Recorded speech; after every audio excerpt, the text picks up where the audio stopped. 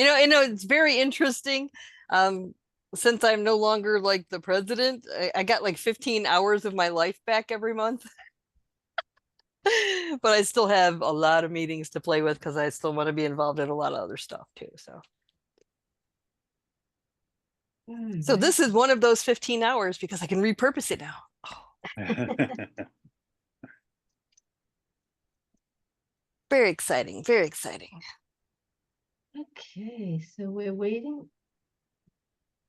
I know Tammy's, oh, there's Tammy. We're waiting for June and Liz. Ellen, that's a beautiful background. I'll be perfectly honest with you. That is a picture of one of our gardens when we lived in Wales, Massachusetts. Nice. That was Mm. looking backyard, what the building behind my husband's workshop. That the Oh. building behind me was when we lived there, my husband's workshop. So That's That's beautiful. I can flip them out. I finally downloaded a ton of them. So a including heck of a green thumb. including the real rainbow. Oh, All right. you need to do that. You need to share with us. Right. One more, I promise. All right. Where is it? Recording is on, so we are good whenever you guys want to start. Mary, is she here? Yeah. Colleen, do you know everybody or? Hi, everybody. No, no, I don't. But if everybody can just do a real brief introduction, that would be awesome. Okay, you know me, so I'm not gonna, and they know me. Unfortunately, I would hope so. Go ahead. I'm Colleen Morley. I'm the immediate past president of CMSA National. And you're going to love this one. The new president-elect of CMSA Chicago. By write-in. Oh, wow. Wow, that's a compliment. I'll go. I'm Doug Cushman. I know you, Colleen. I am past president of CMSNE and current secretary. And here we are. Hi, Colleen. It's June. You know me. Hi. Hello. Hello. My pen pal. Yeah. Exactly. So I'm VP right now, and I'll be the president in November, right, Maureen? Yeah. So thank you for tonight. Thank you. Anytime. Yeah. Okay, who's next? So I'm Mary McNulty. I don't know. I can't see myself, so I don't know if you can see me. I'm a Maine representative. So ending year one of my board membership. Excellent. And really important. Yeah, we saw you really well, Mary. And there's two Marys. So two Mary MCs. That's right. So That's Mary right. from Maine. Mary from Maine. Oh, it's Mary 1 and Mary 2. Come on. Oh, come on. Mary The other McNulty's not Mary. two. I'm Ellen Rearick. Colleen, we met in person at the conference. I'm a director at large in this chapter. Mary McClintock. No sound, Mary. Ouch. It says you have sound, but maybe no volume. No, it sounds off. There Is you the go. sound still off? Yay! No, you're good. Okay, You're good. there I am. Okay, I was wondering why nobody was talking to me. I'm the current treasurer at CMSNE, and thank you again, Colleen, for coming. I've been writing her back and forth and giving her some of our stuff, and so I'm the one that made you all sit in on a nice summary Monday night. It's all good. Tammy? I am Tammy. Tammy McCauley Massey. I am director at large. We met a couple of years ago when you were president out at conference. So thanks again for popping in with this for us. Not a problem. Ms. Noonan, how are you? Hi, Colleen. Thank you for joining us. Oh, you my know pleasure. me. Yep. Thank you for helping our chapter. And, I just want to say that I love the New England chapter. I've been an active member for 20 years. And there's still so much we can do. And I help out wherever I can and whenever I can to promote the chapter. It's an amazing chapter, and I'm interested in, the participation of this discussion this evening. So thank you. And Liz Castellucci, my favorite pseudo Uber driver. No, you're my favorite. I met you a few times. I am Liz Castellucci, Rhode Island Extension Chairperson. And Yeah, and Is she's there in, an she's in denial. That's what it is. Go, Liz. Voting's not done yet. I don't even know if we have quorum, Colleen. We don't. Oh, We're 20 votes that's short. how I won for Chicago. I'm like, I'm the nominating chair, and I see all these votes coming in, and I'm like, ah, shit, I can't be in charge of this. So I called Eric Bergman. I'm like, Eric, you gotta take this over. And he's like, okay, no problem. So he takes it over, and he's like, yeah, you won. I'm like, do we have a quorum? He goes, no, but what are we gonna do? So we had 2 special board meetings, had a conversation, everybody's blah, blah, blah, blah, blah. And we realized that at the end of the day, if we were to rerun the election, we'd get the same amount of people doing it. Wow. So how Yeah. did you end up handling that? Because that's where we are right now. You have a couple of good board meetings and hash it all out and figure out, I mean, what would you do differently to get more votes? I mean, we had it at our conference in March. We had paper ballots. Oh. We handed them out to each of the 90 some odd members that were there. And out of the 90 some odd members that were there, only 40 of them turned them in. And then we put it out to the ether in a Survey Monkey. And on that Survey Monkey, we only got like an additional 30 votes, but that did not still make the quorum.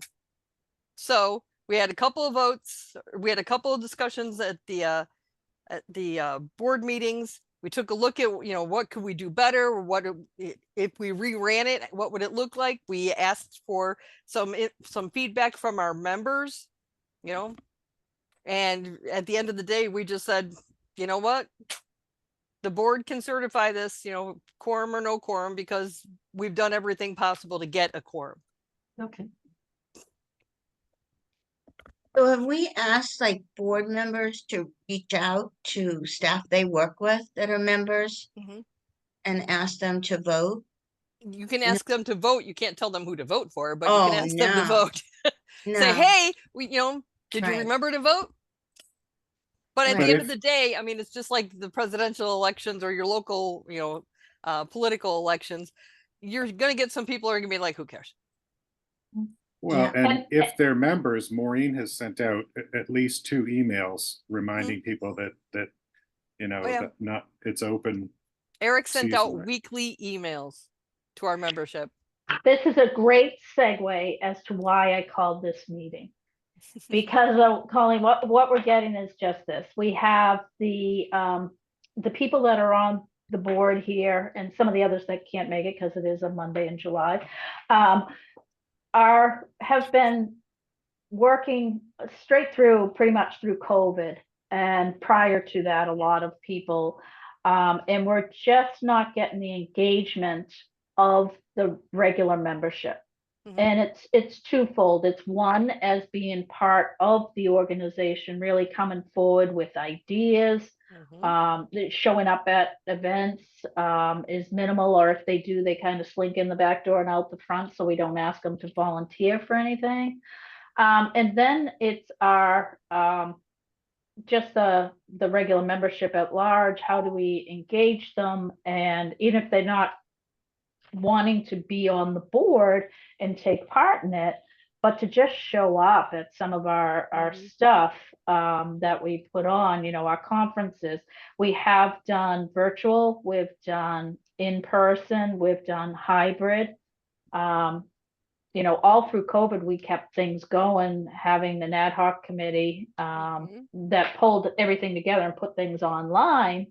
But now we're almost year and a half, 2 years out of COVID now, and we're like, where is everybody? We're not getting that engagement that we used to have. We're losing some members. And, we're just wondering how sustainable we are going forward. Our finances are dwindling as opposed to increasing, and we're not, as a CMSNE, we're not used to that. I mean, our history was we always had a healthy bank account that we could help fund very good programming to have people come.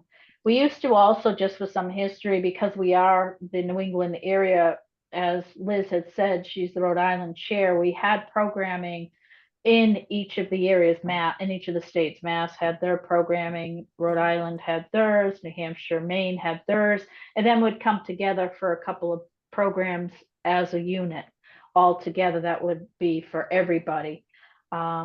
So, that's kind of what our frustration is right now. It's just trying to engage. And that's what, when you had said it at the conference, that, you had helped get engagement back to Chicago.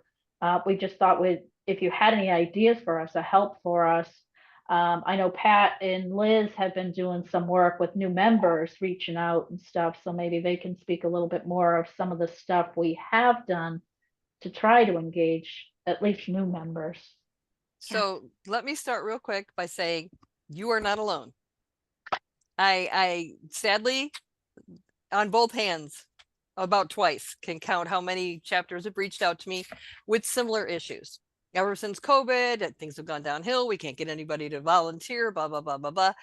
And it's very disheartening. I mean, we didn't have anybody running for president-elect in Chicago either. So it's challenging. It's challenging. I mean, last year or this year for our conference, we had about 300 people in attendance. The year prior, we had 500. So, you know what, though, we had it during spring break, stupid. So you have to move that. But at the same time, I mean, there's a lot of disconnection.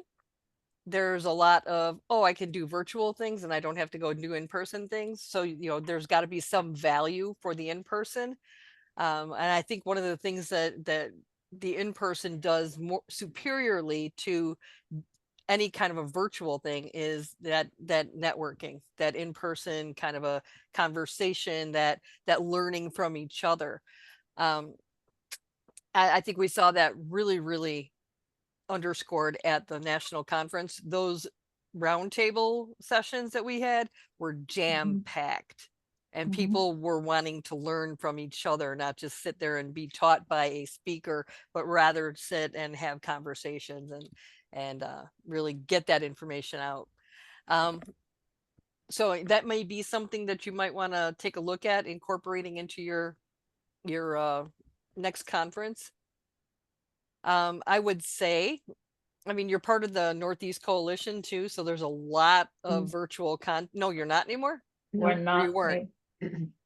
Okay. So we were, but we're not anymore. Okay, so there's a lot of virtual content out there. So differentiate yourself from offering, flip the switch. Instead of 70% virtual and 30% in person, see what you could do to kind of move the numbers a little closer together to where you're actually getting back to, we're doing more things in person because in person matters. Except for the fact on that, Colleen, is that we tried to do that and we've had to cancel 2 in-person programs because we have no enrollment. Okay. And that's fair enough too, because there were a couple of things that we tried doing, and I've talked to Oklahoma, I've talked to Dallas. Dallas was ready to throw in the towel. Really? Completely, yes. Wow. And no, I'm Oregon only has 1 person on their board. Wow. So let's start off with that. Let's start off with we can't get anybody else to step into it, and it's going to be the same 6 people cycling through over and over and over and over and over again until you die, right? Have you put out a call for volunteers to your membership, and if so, how long ago? prior to the annual conference, right? So this was, And a Right, couple of Maureen? months ago. yeah. Okay, and what kind of response did you get? Oh, we got, those who responded went to the annual, volunteered, right, Pat? Brought like things that we could raffle off on our table. I'm talking about Vanny. Uh-huh. And she was great. She actually was instrumental in our new logo that Maureen has in her background now, cultivating membership, the plant logo. So she was great. I don't know about what else. There were a couple of people who joined at the conference who are in your area Mhm. that, I mean, literally joined that day and volunteered for the National Public Policy Committee. Wow. You may want to grab them and start working with them at the local level. You know, people only want to volunteer for what they want to volunteer for. And they're only going to volunteer, truthfully, if they're asked. So, you know, how many members do you have? 300. 304, oh no, we have about 400 right now. Okay. Would it be a hardship to break up that list across this group of people that I'm talking to, and everybody grabs 25, 30 people, and you call them personally and say, hey, you know what? I'm from the CMSNE board of directors. We're looking for some volunteers. Here's what we've got. You know, we need volunteers for this. You can give an hour a month. You can give 5 hours a month. But I can tell you, I would never have gotten involved with Chicago if I hadn't. First of all, somebody had to drag me to a dinner meeting because I found absolutely no value from what she was telling me about it. You know, so she dragged me to a dinner meeting. I was like, all right, cool. You know, maybe I'll come to another one. She dragged me to the second one. And at that second one, somebody came up to me and said, hey, you know what? We'd really like it if you'd consider, you know, running for the board, being involved. You have some time to volunteer. Well, at that point in time, I had 3 kids that were, I mean, my daughter was 14, 14-year-old girls. Yay, right? 14, 10, and 3. Do I have time to volunteer? What are you, high? But they broke it down into bite-sized chunks. Well, we need somebody that could do X, Y, and Z. Can you give us an hour a week? I could give you an hour a week. It was all computer work that they were asking for. I used to be a graphic designer before I became a nurse. You know, they were looking for somebody to redo their newsletter. So and that hooked me. Wow, that's really great. You know, and then, oh, you know, could you help out with this? Oh, they hooked me and they landed me. So, you know, a personal invitation goes a long way. We're all inundated by emails way too much. I mean, I've got 3 email boxes. If I'm talking to people and, you know, I don't want to ever hear from them again, or, you know, I just want to placate them, I'm going to give you the old one that I don't check anymore that has 35,000 unchecked emails. You know, if I'm really engaged with you and the conversation is going somewhere that I'm interested in, I'm going to actually give you the real one. If it's really important, I'll give you the work one. I don't have that. But you know, it's that personal touch, and that's what we need to get back to, because one of the bad things about COVID from a social perspective, we won't even talk about the physical and you know, the mortality, but from a social perspective, is it made everybody we're interconnected here, and this is great to be able to have this conversation. But how much more awesome would it be if we were able to sit down in a room and hash this out? You know, and spend some time together and really, I mean, that's why we, in the Chicago market, we make it mandatory that our board gets together in person 3 times a year. Even though, you know, we're all here, you guys are in a much bigger geographic area, but, you know, we're all local to this area, but that face-to-face time is so important. It's not even funny. So we do August, we do June, and then we do May. No, August, January, May. That's a I great think that's idea. great. And we've lost that. We haven't done that in a long, long time. We used to do it at least twice a year. Right. So, but this is what this is what we're also seeing from our members though, too, right?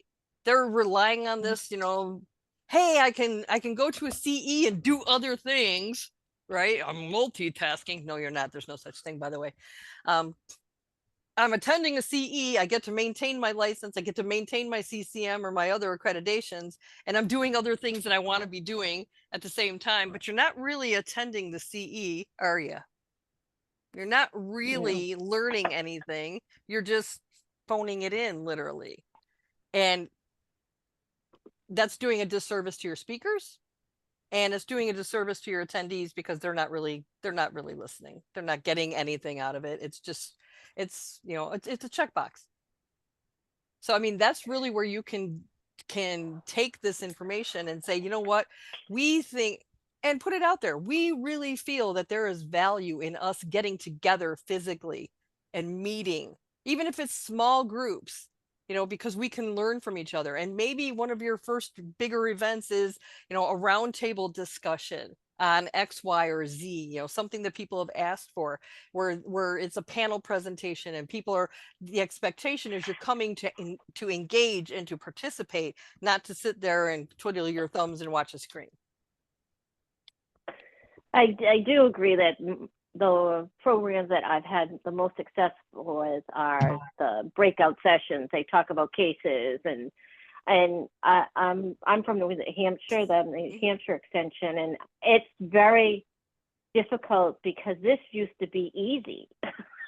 I could very easily get 30 people without a problem, or 50 for that matter. And now I'm lucky I get 5, if that. You know what? But that 5, that's important. That's an important 5 because those people are showing up, and those are your people that you want to tap to be your mouthpieces out in the community and say, hey, you know what? I went to this event. And they don't have to talk about how, there was only 5 people there. The speaker was incredible. And I know you probably operated at a loss, but if you can get, if you could do a hybrid thing, those 5 people in that room can talk to the rest of the people who maybe attended virtually and go, you missed the conversation that happened afterwards, where we were able to really dissect that question. And, because, you click it off. But a lot of the value of the professional organization comes in the let's have a drink beforehand or let's sit around and talk afterwards, right? But I mean, first of all, I think I spent a lot of time on the phone. We got to get them out. Yeah, spend a lot of and so take that member list and start calling people and going, we're going to do this. It's going to be in person. We'd really love you to come, blah, blah, blah, blah, blah. I don't know if you charge for your meetings, but even if you don't want to charge for your meetings for your member, make them pay something up front, because if they don't have to pay for it, they're not going to show up. They're just going to be like, oh yeah, I promised to go to that. But when we started charging our members $20 a head to come, they started showing up. $20 is $20, right? $10, not so much. $20 was the sweet spot that pushed them over to the, I spent $20 on this, I better go. Yeah, that's a really good idea. What do you think about this is Mary, sorry, about kind of trying to get a calendar as early as you can, like put it out for the year? Oh, absolutely. Yeah. I mean, here in Chicago, I mean, when I was president-elect the first time, I had it set up. I had the calendar all set out for like 18 months. We had confirmation and we had things set up. Everybody knew who was coming when. They could book all their stuff. I mean, we have our meetings on the same day every month, second Tuesday of every month. That's where you're going to be. And we tried at one point to bop them around the Chicago area because, north side, south side, it's a large area. But at the end of the day, the members were just like, pick a place and stay there. So we found an area that was centrally located that every major interstate actually went through. It's kind of cool. But that's where we have it's always in Oak Brook. They know it's always in Oak Brook. It's going to be at a different restaurant in Oak Brook all the time, but it's always in Oak Brook. You can bank on it. It's always going to be there. And then our Northwest Indiana contingent, I mean, just like you were saying, you get 5 people in New Hampshire, or maybe you get 10 people up in Maine. Our Northwest Indiana, we're pulling maybe 15, 20 people there. But when we started it out, it was 7, 8. It's taken a little while for them to get off. But let me tell you, that group of people, they get out into the community and they start talking about, this is great. We had this awesome speaker. And then one meeting in Northwest Indiana, we actually had 40 people. I almost fell down. I was like, woohoo. That's fantastic. But There's it's, so many. word of mouth, and it's getting out there, and don't send email. No one reads them. Pick up, we got, and this is what I was telling a couple of the other chapters too. Don't rely on emails. No one's reading them. And then they'll turn around and tell me, oh, we haven't gotten anything from the chapter in over a year. And the chapter can show me that they've been sending emails out, but they're going to spam. Maybe they're getting lost in a filter if you're sending it to somebody's work email address. So, rely on, let's take it back a little old school. Right. Colleen, what does, New England, and correct me, Maureen, if I'm wrong, but years back, definitely pre-COVID, wasn't the New England chapter membership somewhere around 800? Yes. Okay. So, Yes. Now fast forward, definitely, after COVID, it's down to 400. How does that, in the scheme of things, we know the landscape's changed. How do we, New England chapter, compare to other chapters that are as, large? I mean, we're same issue, no matter what. I mean, I have access to being able to pull all sorts of stuff, right? And I can tell you from Chicago, we hit our zenith at about 500 members just before COVID. Matter of fact, our conference just before COVID was 2 days before the governor shut the state down. And we sat there for a month worrying that everybody from our conference was going to die from COVID. Yeah, we had our leadership, and we actually we lost money on that. Because the governor shut down when we were sitting in the hotel waiting the night before. Yeah. So it's like, thanks, right? But we were able to squeak in under that. But after or during COVID, I mean, we went from 500 members down to 300.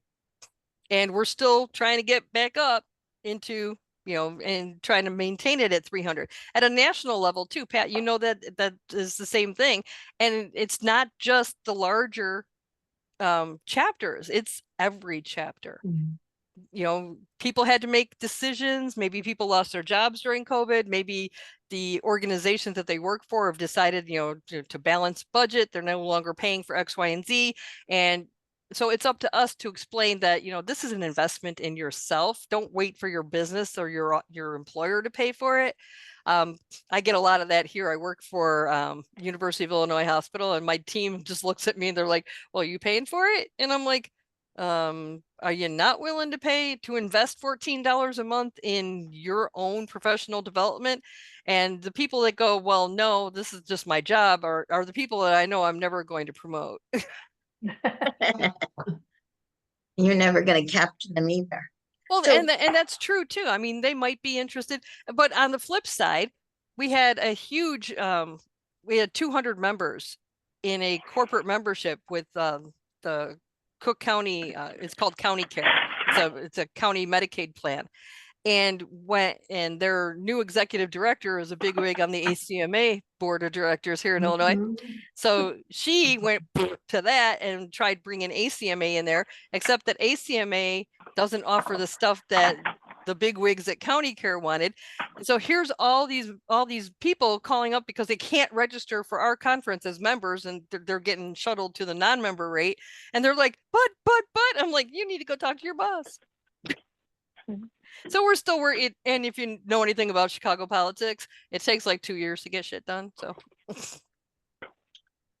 that's all politics. That's Massachusetts too. Oh, okay, good, because it's similar. Okay, so Colleen, I've been writing down your ideas, and there's some of them are ones we've talked about, and other ones, are new to us, I think, or new to me, I know, and we're all so busy. So I don't know what the group. I mean, is there any, maybe we could do some work now with Colleen? Is there any that groups, that you might be interested in, like this one about divide the membership and do the call the member. I mean, we could even start out with small numbers.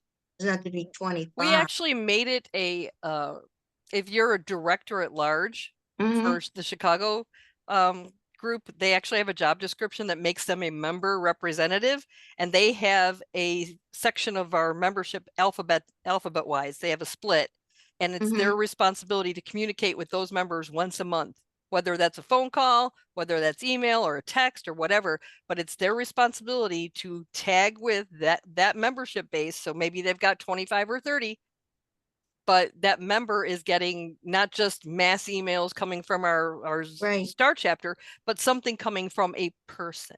Yeah, they're getting that personal touch. Right. And how people feel about that. So do you mind maybe just sharing that I can do that. description? Then everybody could look at it and we can, talk about it as a group. Yep. I also think we need to June get together as a group to say, what does that conversation entail? Like Colleen had mentioned, maybe what we have open for volunteer positions, but we need to know what those are so we don't have 60 people that want to be on the I don't know, some committee that I'm not thinking of right now. Yeah, I know what you're saying. But make sure you use everybody that volunteers, no matter if it overloads a committee or whatever. Make sure you are utilizing everyone. Not everybody wants to give 5 hours a month. Maybe there's just a small little job that needs to be done. You can foist it off on somebody, but that engages them, because if they volunteer and you don't use them, you're going to lose them. Yeah, and that word you use, engage. So it's not, that's the thing I'm thinking about up front. Yep, we got to get them on a committee or whatever. We don't want to duplicate. But the other thing is engaging them, holding on to them, and making them connected to us so that they come year after year after year. Right. But also remember, I mean, we're dealing with how many generations in the workforce now? 4? Oh, maybe 5. Right. What works for somebody of my age may not work for somebody of my daughter's age. Although my daughter, because she's seen me in it, knows the value of a professional organization, and I'm pretty sure she's going to take over the chef world too. So, but maybe they were raised in a different way. Maybe they don't understand the value of it. So we've got to be able to get that to them in a way that's valuable to them. So what's valuable to me with the camaraderie and the support and the friendships might not be something that's valuable to my daughter. Maybe she's looking more for technical support or new ideas. Maybe she's looking for somebody to just bitch about the day. Yeah. This is awful, don't you think? Yes, it was. That's a really great point. The generations run into that all the time. Mary, did you have something more to say? I'm sorry. Personally, I think, this is Karen here. I'm listening. You have a lot of excellent ideas, some that we've touched upon, some that you're reminding us that is important. But I'm taking away from this is I don't have any trash in here, but thank you. No, sorry. Go ahead. I think I'm talking to the board here that we need to start meeting in person. We need to start that networking and doing that. We've talked on the phone, we've done all that, but I think we have to start there, and then it will filter on down to the rest as well. I agree. Colleen, one of the things that I'm thinking of with the in-person, and you may not want to answer this one, but does your organization pay for the people from the board to their travel time and stuff like that to come to these meetings, 3 times a year? What, CMSA Chicago? Yeah, CMSA Chicago. No, because people could take it off on their taxes too. What do they take it off under? Professional volunteer work. It can go under, because it's a non-for-profit, it can go under volunteer work. Yeah, I'm only asking because I started to Google that, and I was surprised how many things Google says. I don't know if it's the truth, but Google says that we could take for taxes. And our governor that this past year, she allowed us to deduct $900 for donation and volunteer work. So we have a great opportunity there. Oh, that's Massachusetts, gang. I'm not sure about the other states, but I hope you have that. Okay, so I'm trying to cut and paste what you just sent in the chat. She sent the job description, right? Oh, here it is. I got it. No, it's not the job description. That's some articles. Oh, good. Okay, I'm gonna capture that. I deduct travel. You found it? So, That's if you itemize. yeah. So do people have other questions for Colleen about how we could revitalize, or the reason I asked about the travel is historically, whenever we pull people and we pay for hotels, if people travel within a certain distance and mileage and stuff like that, and with the treasury the way it is, why we haven't had inpatient is because of the expense. And I do think that to some extent, being on the board, we're going to have to come to the determination that that's going to be important for us to make that concession. At this point in time, because it's important. If we really want to see our organization continue to grow, to continue to rebuild, I think it's probably the better word for it. We rebuild, then we're going to have to also make that. And I think I've never gone to the point of actually putting it on my taxes. That's an excellent point. Maybe we have the tax information for all the board on our website or something along that line. But I think that's the best place to start. Yeah, but also remember and remind your prospective members, or maybe the people, and the best place to start is with the people that used to be members. Grab your expired member list for the past 2 years and start going back through it. I was actually doing it for a lot of the chapters because I was like, what the hell? What's going on out there? And you'd be surprised how many people are like, oh crap, I forgot to renew. But remind them too. I mean, if they work here in Chicago, Blue Cross Blue Shield of Illinois, they can use their tuition reimbursement in their education fund to pay for their professional organization memberships. Now, Blue Cross won't buy a corporate organizational membership for some strange, ungodly reason, but they got no problem with them using it as an individual. So there you go. And so, ask them if they can explore that. That might be an opportunity. Or, if they don't want to do that, ask them if there's somebody that you can talk to at their work that's a decision maker that you can send to National, and we at National can have conversation with them to see if we can get a corporate membership for them. You don't have to do that work. We just ask you to gather the information and shoot it to us. Because those are hard conversations. Trust me, I've been chasing Blue Cross Blue Shield for 15 years. It's interesting because Blue Cross of Tennessee is a corporate member, but Blue Cross of Illinois is just like, whatever, And in the state of Illinois, there are 60,000 people on LinkedIn who identify as case managers. Wow. So make sure that you're on LinkedIn and you're liking people and inviting them to join your LinkedIn group, because there's a ton of them out there. I mean, when we were getting ready for the conference, I was literally going out there and I was friending people all over New England, and started in Maine and worked my way down. But I have friends in Maine now. Hi, how you doing? What's going on? Maureen's on there all the time, right, Maureen? Because I'm on it all the time now too. So is that an opportunity to invite? Absolutely. And you know what? And I hear this from almost every chapter I've talked to. Well, ACMA does this and ACMA does that. ACMA is not us. We're better than them. We offer a different thing. We offer more diverse education. Yes. So let's not worry about what ACMA is doing behind that little curtain over there. because it's apples and kumquats. That's right. Okay. That's right. Yep.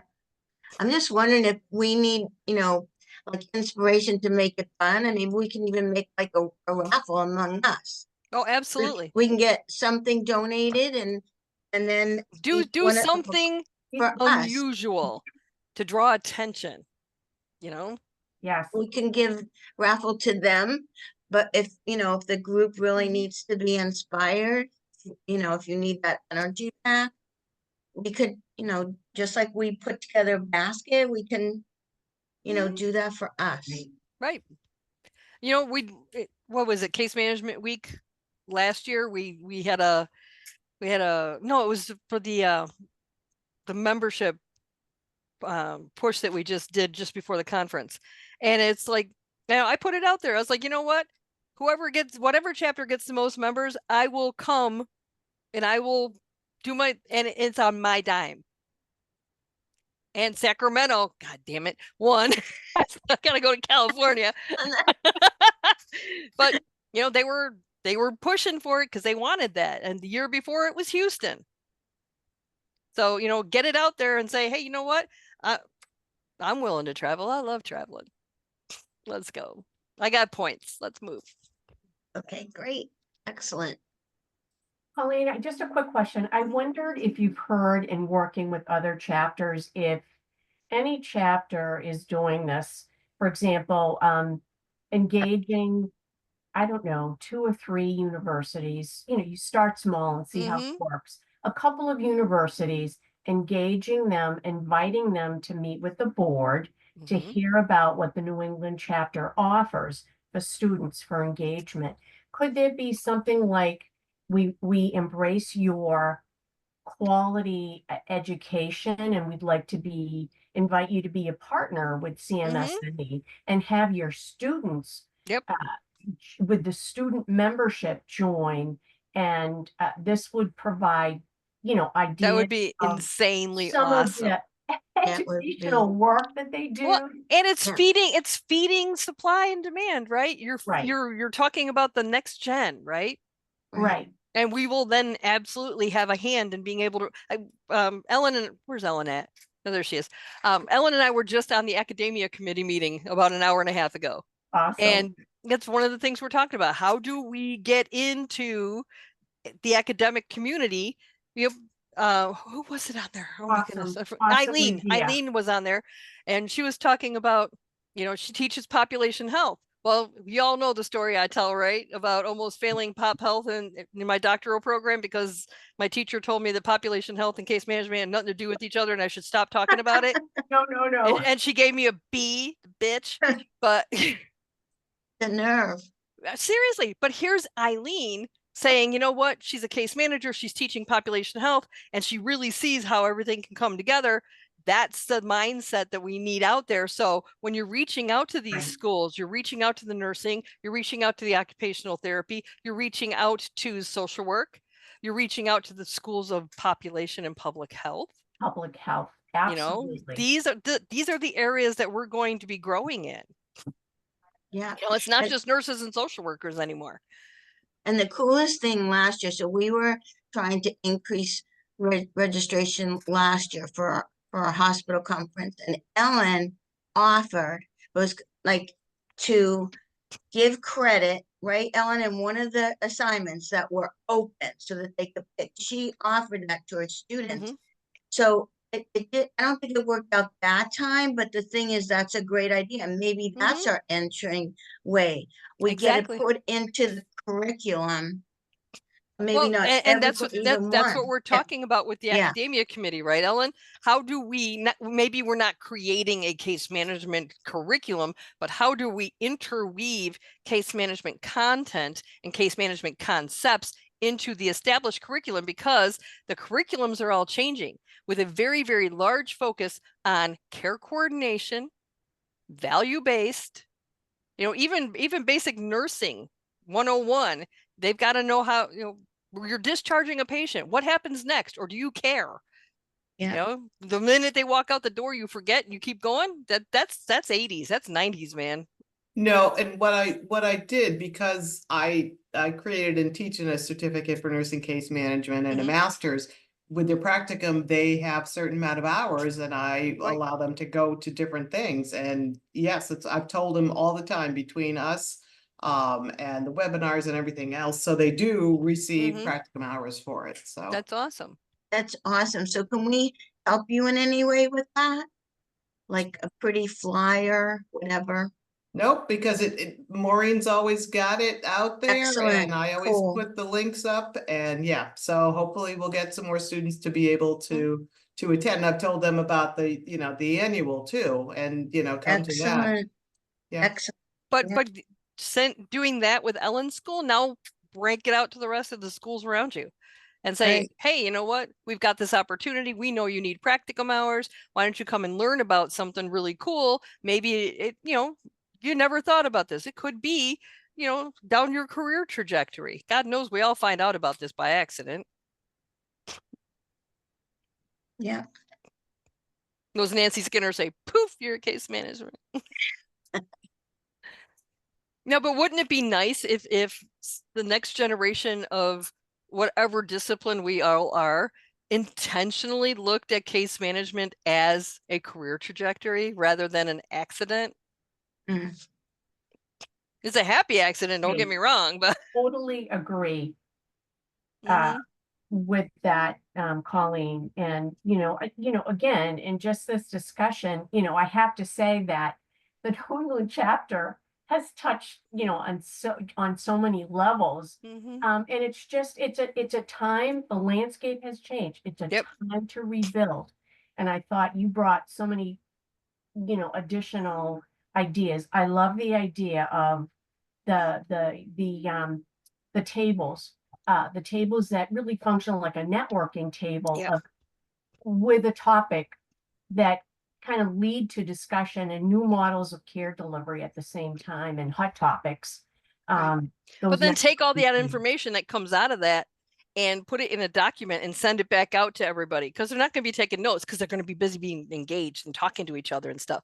So you want to gather that information back and you want to push it back out to them. Here's the notes from that incredible session that we just had. We want to continue this conversation and then start maybe building content around it. Right. Yeah, it'll be a great member benefit, that's for sure. Yep.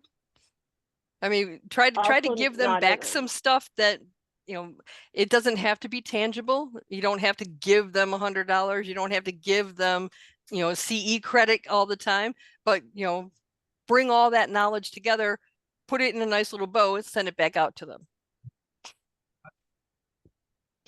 It's not a bad idea also to send that out. If you said the members at large are going out to some of the members trying to coordinate. That's not a bad document to be sending out. Hey, look what you missed. Maybe you want to participate in the next time. Yep. Right. See if you can find, directors of case management's emails or, however you can get it out to them, even if you have to mail it to them. Oh my God, snail mail, really? I get excited when I see snail mail now. I'm like, oh, look, it's not an email, right? Yeah. But that's it though. Snail mail has now either become something very, very important or crap.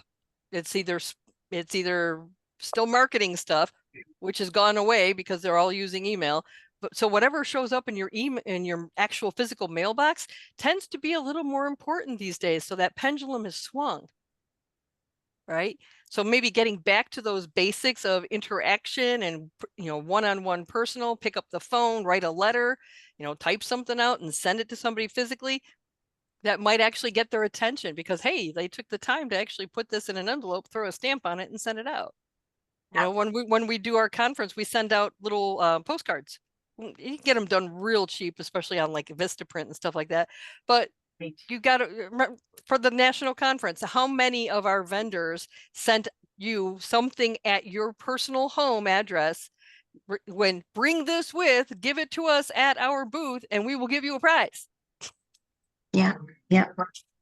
So the other thing we could do too, I mean, this is the financial end of it. Maybe when we don't charge our members, but we start to tell vendors, these are the exciting things that are happening at the New England chapter now. Right. You want to be part of this Mhm. and increase their participation. And I can give you a handful of people right now who are looking to sponsor events in local chapters. Okay, well, that. Aiden, Aidin. He's got that really incredible software that does everything under the sun except make your bed for you. Actually gets the prior authorizations for you before you. Really gets. I'm talking to Russ a lot, but I mean, hold on a second. Let me see. Crap. Did I miss my meeting with her today? I will be. No, that's tomorrow.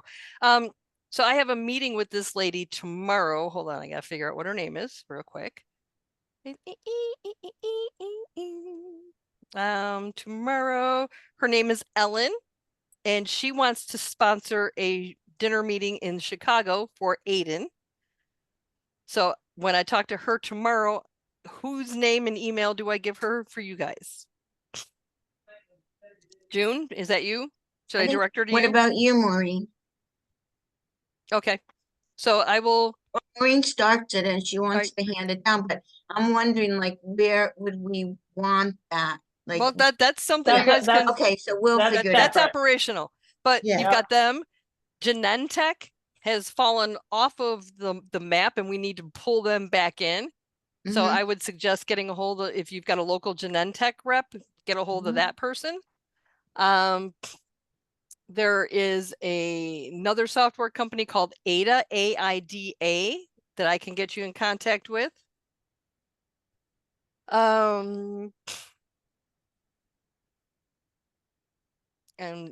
Here in Chicago, you know, December is usually hard for us to like get one person to do it. So we actually have a group of our local vendors that get together and everybody throws $500 in and they sponsor a dinner meeting. Now, none of them are competing. So you've got one home healthcare, one hospice, one DME, etc. But and like $6,000. So each of them throws in 500 and they all get an opportunity to chit chat and, you know, do their 5-minute spiel at the beginning or the end. And they get all the contacts, and that's actually become one of our best attended events. And what do you call that? That's our December dinner meeting. Oh, that's our December holiday meeting that we do our Toys for Tots thing at. Okay, and so December dinner meeting, you invite them. Their fee is $500 each to dinner, and then that other thing you said, Toys for Tots is that was another idea Liz and I had group. I don't know how you feel about this, that we maybe make a commitment to do one community, at least community service. We've been doing Toys for Tots for a year. Every December, if you show up with a toy, you get your registration fee back for that meeting. So they put down $20 to hold their space. They have to bring a toy worth $20 or more. Don't bring me $5, Hot Wheels cars. Yeah. But they show up and then you just got to deliver them someplace. So identify the place beforehand, because otherwise you're driving around with a car full of toys. Yeah, we could do what June was talking about was the community service that I reached out to Sanofi. When I talked to them at the annual conference, they had this vaccination for RSV for pediatric population. And I thought, I'd like to reach out to them and see if they can do a programming for the RSV. It's seasonal, so we're initially talking in September, but now they just emailed me, and me and June and Maureen were talking to them, and we said about, can they provide funds for our CU application? And they said they can't because of their corporate policy. So I don't know how we could, I don't want to say no to these people. So here's the thing. Can they pay for dinner? It's a virtual. Okay, it's virtual. And so, they can't pay because they are a drug company, and probably that's what they said. They said. But you, as a chapter, can apply for something on their behalf. Now, we're doing this presentation. It's on X, Y, and Z. 125. So, Sanofi cannot go right, for it because of those rules, but you as a chapter can. right. So and we talked about that. But what you said a while back, I wrote it down, is that you said for the membership, for doing things in the members, maybe we don't need CEUs. I don't know how that would go over. What do you think, Maureen?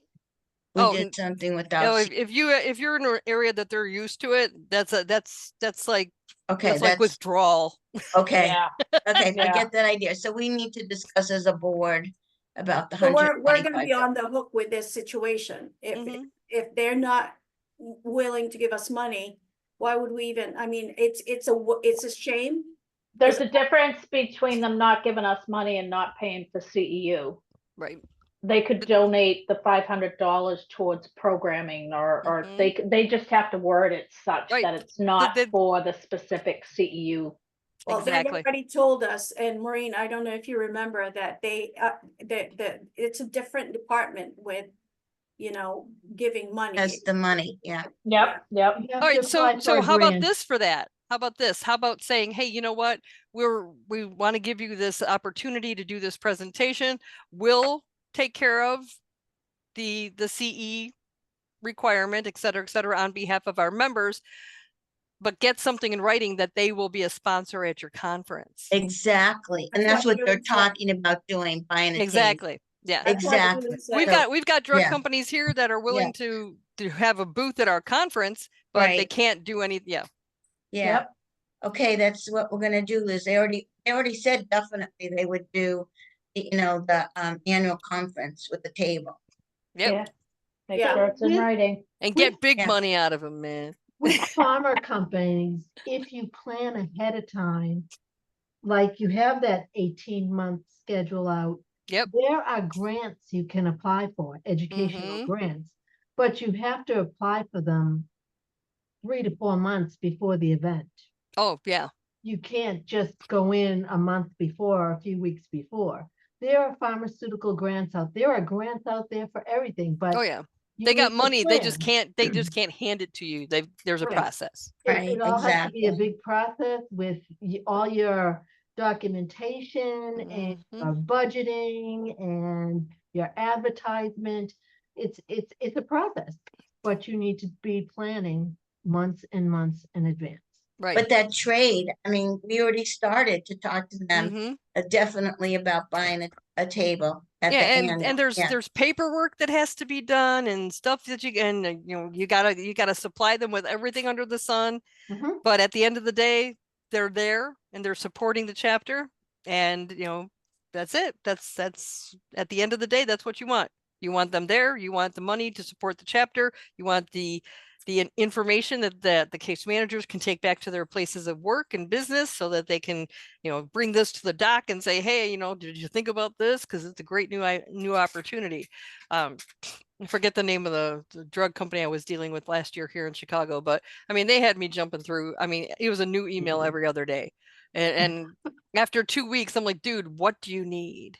I just tell me one email, list of everything. And he's like, well, I'm getting this piecemeal too. Every time I submit something, they tell me I need something else. I said, so what is this, like a war of attrition? Because I'm not giving up, man. Yeah. Good. And I got the money at the end of the day. Colleen, I have a question. What are the other chapters doing for SMS marketing? Text marketing, instead of just not a lot. Okay. Not a lot. And it's a lot of it is because they don't want to infringe on people's personal cell phones. I even things that I've subscribed to, when I get unsolicited text messages going, oh, 50% off, I'm like, shit, what did I do that for? Delete. Because I was thinking with, I would put it out to your membership. And allow people to opt in or out. First of all, put it out to your membership and say, this is something that we're looking at exploring, reminders, letting you know what's coming up, blah, blah, blah, blah. Would you be interested in this? And then if they say yes, that's great. They opt in, but they, don't make it, they have to either opt in or opt out, because you don't want the reputation in the community of being like they're sending me these damn text messages every freaking day. Yeah, but that's what other professional organizations are doing now. They're in their faces. Jenny was even saying. That's annoying. I won't listen to, I won't Jenny- take a lot of texts. I will cancel them out for that. Yeah. So Jenny was saying that the other organization is emailing, texting, so it's right at the forefront of the person's mind, like on her, with her, like she'd always see these and it reminds her. I mean, but is it talking truly reminding her, or is it annoying her? I don't know. She said it's in her face, which is probably, but it's out there. It's exposure to what we want to do to our events, and we're talking about generational gap. I mean, but again, to that point, at my hip. but to that point, survey your members. Right. Exactly. How do they want to be communicated, which will differentiate you from the other guys, right? How do you want to be communicated with? How frequently do you want to be communicated with? Are you okay with receiving an email from us once a week telling you, reminding you about the next meeting? Are you okay? Would you prefer a text message? What frequency would you like to see that in? And then pull it all together. But before you launch it, send out an email. Hey, that survey we just did, this is what we found. So this is where we're going to be going with this. If you don't want to participate, you can opt out. And that will differentiate us from the other guys, because the other guys are just doing it without asking permission. Right, exactly. And then if we had that thing where you had your group of members, each one of us had our group, then we can personally respond to them. I'll send that to you later tomorrow, because I'm not going home tonight. There's not a big rush, It's cool. Yeah. So when you have time this week, why don't we make it that way? I will have time tomorrow when he comes back from anesthesia and is laying there all doped up. It's gonna be great. So okay. He will be shut up for the first time in 6 weeks. I'm so excited. So guys, we're at the end of the hour here. So any other pertinent questions for Colleen? And then I think what we need to do is probably come up with what our running orders are from all of this information. So another meeting going forward. What do you all think? I think that's a good plan. Yeah. I first want to thank you very much for your time. Oh, my pleasure. And helping us out. My pleasure, always. I'm here whenever y'all need me. Oh, thank you. So much. This is my past president's project. Well, we'll be contacting you again. Don't think this was a one and done. Oh no, don't. Anytime. I'm working with Dallas. The Chicago chapter adopted St. Louis, and we're going to be setting them back out onto their own once we get them built back up. Working with Oregon and working with several other chapters. So, you're not alone. And this is not it's a New England problem. It's an everybody problem, because the way that we have been doing things has changed irreparably and irreversibly. So, we need to just rewire our brains and try to figure out how to get back out there. Yeah. Yeah. Thank Great you, Colleen. idea. And I just want to so say much, thank you to the Colleen. board. Yeah. Everybody on this board is just amazing. I want to just thank you. I just want to put that out there. And Maureen. So thank you again, Colleen. You're amazing. My pleasure. My pleasure. Y'all have a great night, and I'm gonna get on the expressway. Thanks, Great. Colleen. Have a good one. Drive safe. Thank you so much, and thank you, everybody, Bye-bye.